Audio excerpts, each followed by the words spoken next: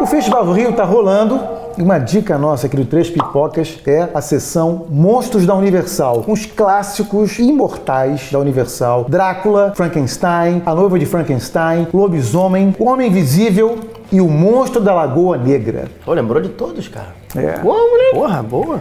Filmes que vão de 1931 até década de 50, quer dizer, são clássicos mesmo, né?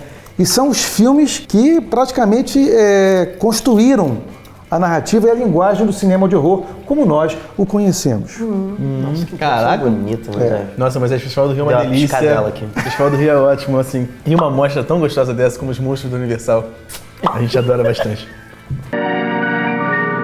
Esses filmes eles têm uma linguagem, talvez assim, alguns podem achar um pouco tosca, um pouco datada, algumas interpretações não são aquilo que a gente está acostumado a ver no cinema e tal, mas assim, em termos de atmosfera, por exemplo, eles conseguiram, não só em adaptações literárias, como também em adaptações de lendas, né, do folclore. Sim. Eles conseguiram dar um visual, dar uma cara para essas histórias clássicas. Para falar de Monstros da Universal é difícil não falar de expressionismo alemão, e aí o primeiro filme considerado de terror é de 1920, né, o Gabinete do Dr. Caligari. E aí, bem, Nosferatu influenciou completamente o que vai ser o cinema já na década de 30, né?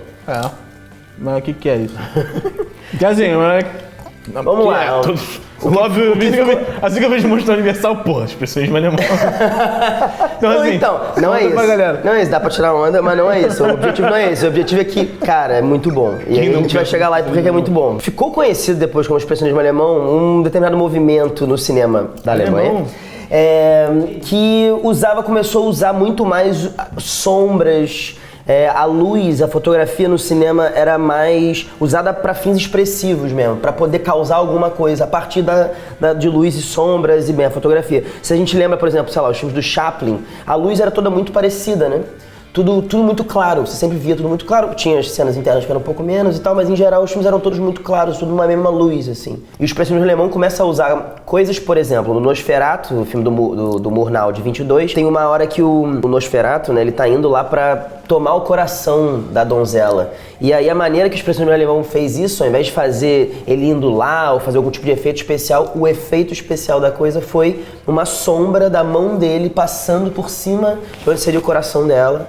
Que é uma imagem clássica do cinema. Exatamente. E aí, só que é só a sombra. E é tão expressivo que ao mesmo tempo é meio místico, né? Ele tá possuindo ela de uma outra maneira, numa outra dimensão e tal, como se fosse isso. E o expressionismo alemão usa isso o tempo inteiro. Os cenários também eram todos estilizados, assim, tortuosos. Metrópolis, né? Que era tipo aqueles cenários, umas maquetes gigantes. Só pensar no Tim Burton da vida, que bebe muito disso. As coisas dele fazia de fato com que o meio gótica, com que o set te dê a sensação que ele quer te passar com o filme, com cada cena, né? Até em clipes do Red Hot Chili Peppers, como Other Side. Uau! Se você for ver esse clipe, tem várias coisas ali do expressionismo alemão, né?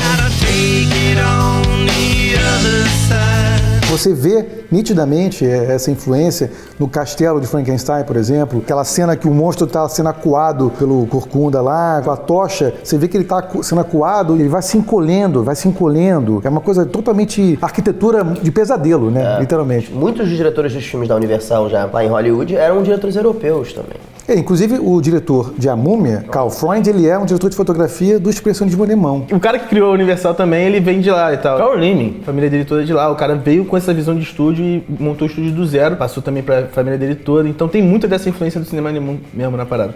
O primeiro a ser feito foi o Drácula, de 1931, com Bela Lugosi, baseado numa peça de teatro. Não foi nem um livro, ele adaptou uma peça de teatro, que inclusive você vê o filme, você vê que é uma peça de teatro, né? Bem teatral, né? O Lugosi fez a peça. Fez a peça na Broadway e tal. O filme, as cenas todas são roubadas por um cara chamado Dwight Frye.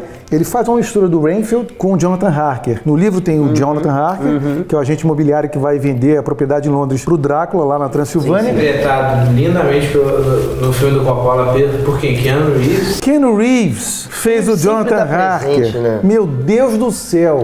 Aí você vê o Gary Oldman e vê o Keanu Reeves. Tudo bem. Aí no filme e ele faz nesse filme do Drácula Bela Lugosi, é uma mistura, eles misturam o Jonathan Harker com o Renfield. Então tem aquela virada fantástica, o cara enlouquece e vira aquele Renfield que vira uma espécie de escravo, né, do Drácula. O Mel Brooks fez uma sátira, inclusive satirizou tanto o Gary Oldman, né, do Coppola, quanto o Bela Lugosi. Em Drácula Morto Mais Feliz, né? Segue a tradição do jovem Frankenstein também, que ele pega toda que é maravilhoso. aquela estética dos monstros da Universal dos anos 30 e tal, e faz um filme incrível, inclusive usando a aparelhagem do laboratório original de 1931, do filme com Gene Wilder, arrebentando como o Dr. Frankenstein. Frankenstein, né, que ele falava... Frankenstein. Ele não queria assumir o parentesco com o Frankenstein, então ele fala, Frankenstein. Essa mostra não está aí por acaso. A Universal está querendo dar uma nova cara, né, uma nova encarnação para esses personagens. Está querendo fazer uma coisa que a Marvel fez, juntando os super-heróis todos num universo compartilhado. A Universal, eu tenho medo. Mas a ideia é essa, né? Não é o tipo de medo.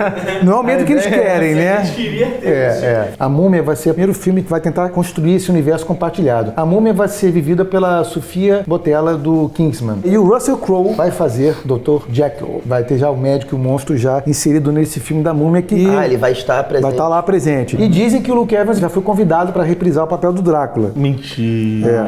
Vamos botar no mesmo universo? Vamos ver como é que vai ser. Olha, tá começando muito bem, hein, gente. O Bela Lugosi. Não, chama não. O Bela Lugosi tem uma cena pra mim que realmente, assim, eu não sei o que acharam na época, mas eu tenho que reproduzir essa cena aqui. Eu vendo agora esse filme, assim, o cara falando pro Jonathan, o personagem que era o Jonathan Harker, falando assim, quando é que você vai partir pra Londres? Tomorrow evening. Eu falei assim, quem pode levar a sério uma pessoa que fala assim? Entendeu? Tudo bem que em 1931 é muito difícil. Ritmo e tal. Faz de novo. Eu tava ouvindo os cães uivando aqui perto e eu pensei, Children of the Night, what music they make. Children of the Night. É uma coisa mais assim. Children of the Night. What music they make. Children of the Night. What music they make. O Gary Oldman faz bem. Children of the Night.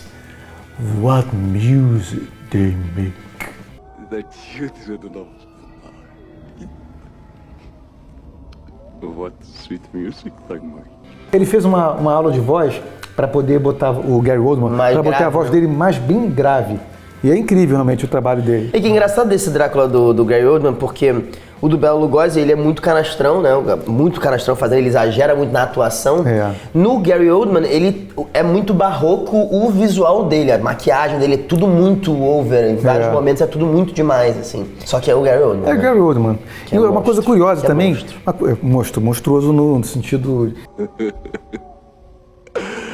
Tem uma coisa que aconteceu durante as filmagens do filme com Bela Lugosi, né?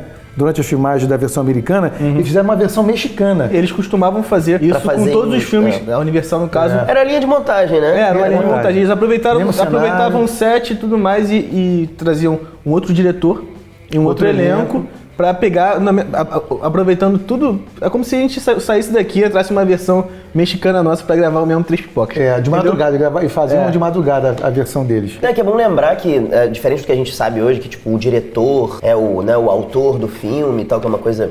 É que bem, de alguns você pode duvidar, mas foi uma coisa que a gente começou a se dar conta depois da novela Vague e tal. Nessa época era o estúdio que mandava, né? Então eram todos funcionários do estúdio que estavam ali, como um diretor de fotografia, como alguém não era um autor do filme necessariamente. Queria saber de vocês qual é o monstro que vocês defenderiam até a morte. Por mais que tenha o Bela Lugosi na parada, eu acho que o Drácula é o mais marcante aí, pelo menos pra mim, desde que eu sou moleque. Não efetivamente do Bela Lugosi, como monstro, acho que o Drácula é o supremo, sacou? Eu gosto muito do lobisomem, que tem a ver com maldição, né? O cara foi atacado por e aí ele, à noite lua cheia, ele uiva, ele se transforma. Não é aquela coisa do Crepúsculo, não, que o cara só se espreguiça e... Ai, virei um lobinho. Ai, virei um lobinho.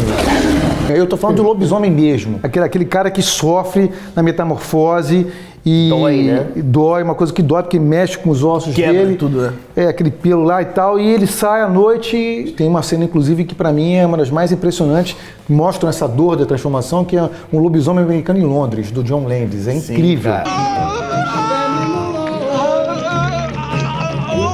O que eu teria mais facilidade pra defender como monstro, assim, de monstro, é o Frankenstein. Primeiro que ele não pediu pra nascer, né? Ele, assim, alguém Mas cria Lulu ele. Santos. Eu não pedi pra nascer. Não pediu pra nascer. Ninguém pede, né? Na verdade. É. Mas nesse caso, ele é monstruoso, ele é horrível, ele é abominável. Todo mundo que olha pra cara dele tem medo dele, que tem asco dele. Ele é impossível de ser amado. E aí ele mata mesmo. E aí ele destroça a vida das pessoas.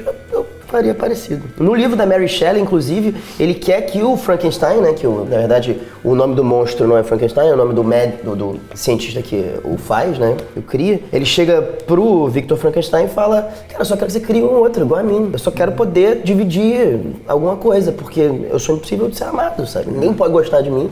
Eu tenho que ficar isolado de todo mundo. Vou destruir sua vida então, já que você não pode fazer por mim, eu vou acabar com tudo de bom que tem na sua vida. Eu acho que é o monstro que tem a maior densidade nesse aspecto de motivações e tudo mais. É triste, né? A história é muito triste. É feito de retalhos de vários corpos. It's alive!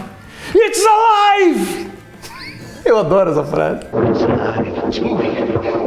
It's alive. Oh, it's alive. It's alive. It's alive. It's alive.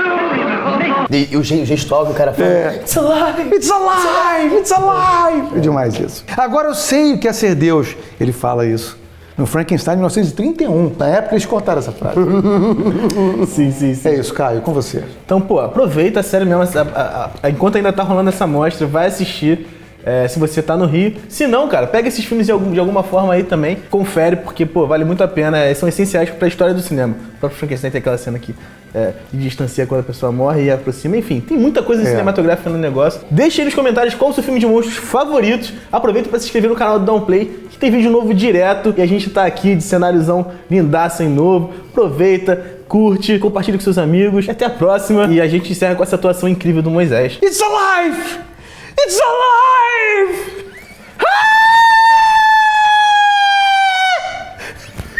Meu Deus, isso é um grito de dor, de pânico, de quê, né? Eu não sei. Desespero. É incrível, gostei, cara. Tem um ótimo Moisés. Gostei, cara, gostei. Obrigado.